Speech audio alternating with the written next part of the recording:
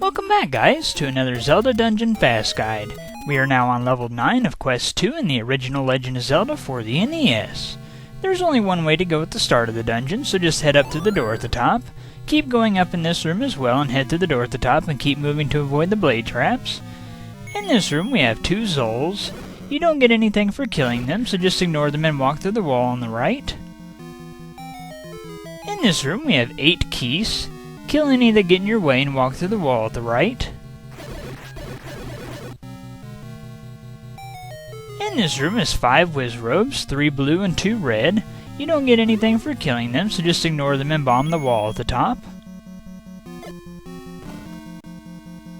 In this room is a Patra. Killing it will make the map appear. Get it if you want it and then walk through the wall on the left. In this room is the first treasure of this dungeon, which is guarded by 5 Wiz Robes, 3 blue and 2 red. Blue Wiz Robes go down with 3 hits from the magical sword, and red Wiz Robes go down in 1. Once you've disposed of the final Wiz Robe, push the block to open up the entrance to the treasure room. The first treasure of this dungeon is the Silver Arrows. The Silver Arrows are required if you want to defeat Ganon, so make absolutely sure that you get them. Once you're out of the treasure room, walk to the wall at the top. In this room we have 3 red bubbles. Avoid them the best that you can and push the block on the left to make some stairs appear. Enter the stairs and make your way through the underground passage. As usual, avoid or destroy the keys as you make your way through the area.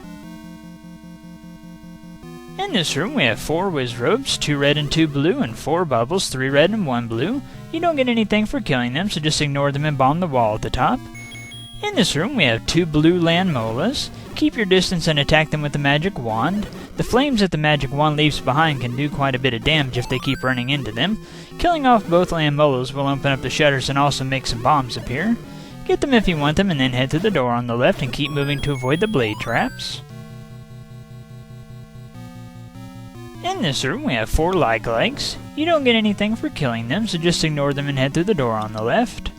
In this room is 5 Vyres. Killing them all will make a blue rupee appear. Get it if you want it and then head through the locked door at the top. In this room we have 8 Keys. You don't get anything for killing them, so just ignore them and head through the locked door on the left.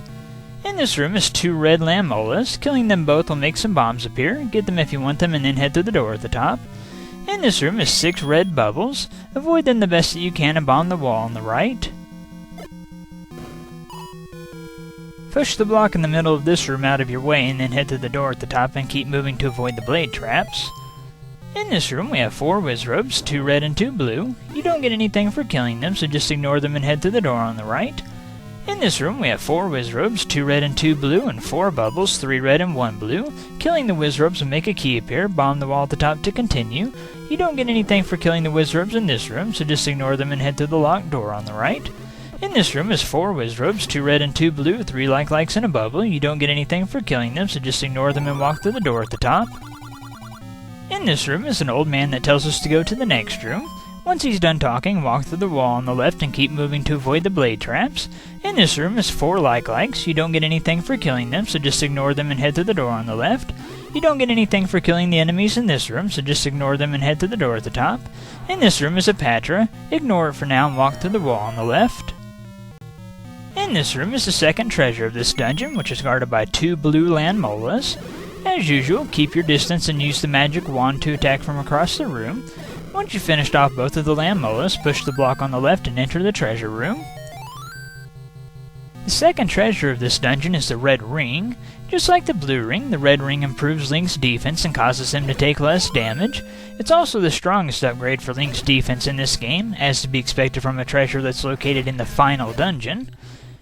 Once you've gotten out of the treasure room, walk through the wall on the right. It's now time to destroy the Patra. There are 2 different kinds of Patras, and the difference between the 2 is how the smaller eyes rotate around the main big eye. I find this particular type of Patra to be the easier of the 2. The smaller eyes on this one will rotate around and at an angle, and that makes it rather easy to move in close and destroy them with the sword. The main strategy is basically the same for both Patras. You kill all of the smaller eyes and then proceed to finish off the main big eye. In this room we have 5 Wiz Robes, 3 blue and 2 red. You don't get anything for killing them, so just ignore them and bomb the wall on the right. In this room is another Patra. The smaller eyes on this type of Patra extend out and away from it. This not only gives this particular type of patcher more range with its attack, but it also makes it a little tougher to run up and slash the smaller eyes. Once you've finished off the patcher, head through the door on the right to be in the room with the final boss of the game. The final boss of this game is Ganon. If you're quick, you can get an attack on Ganon at the start of the fight. Just run up to where he first appeared at whenever you entered the room and slash. Ganon will constantly teleport around the room and fire energy balls at you. I would recommend standing in the lower left corner of the room. Go down there and constantly slash to the right. Eventually Ganon will teleport into one of your sword slashes and you might be able to hold him there if you keep slashing fast enough. Once you've slashed him 4 times with the magical sword, he'll turn red. Whenever he does that, shoot him with a silver arrow to deal the finishing blow.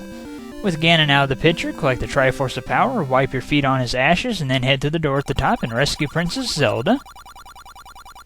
And just like that, this now marks the end of the Zelda Dungeon Fast Guides for the original Legend of Zelda for the NES.